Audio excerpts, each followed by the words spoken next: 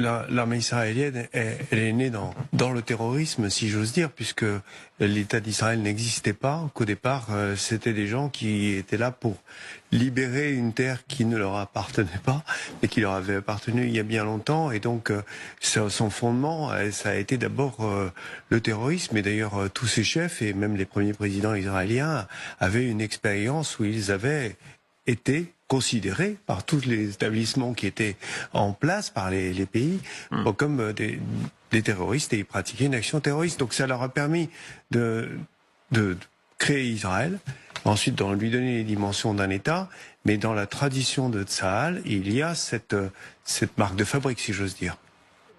Écoutez, oui, non, je vois pas tout à fait les choses, je vois pas du tout les choses comme ça.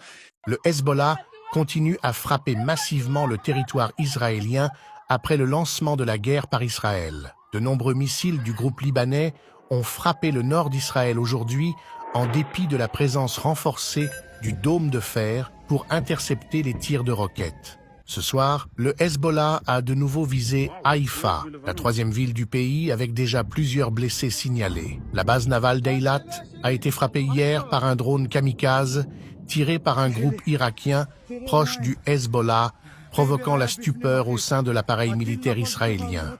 Israël, quant à lui, continue ses bombardements massifs sur le Liban qui ont déjà coûté la vie à plus de 600 civils, alors que Beyrouth a été visée par une nouvelle frappe israélienne qui a ciblé, selon Tsahal, un haut responsable du Hezbollah qui aurait été neutralisé. Sur le plan diplomatique, la France a proposé un cessez-le-feu de 21 jours entre Israël et le Hezbollah, soutenu directement par les États-Unis à l'ONU. Cependant, Netanyahou a rejeté l'offre en affirmant que l'armée israélienne continuera sa guerre alors que les soldats israéliens se préparent à entrer massivement sur le sud Liban dans les prochains jours, selon le chef d'état-major de l'armée israélienne.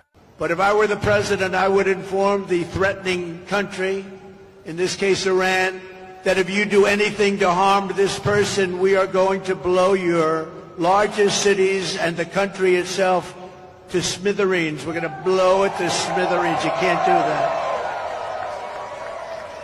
And there would be no more threats. There would be no more threats.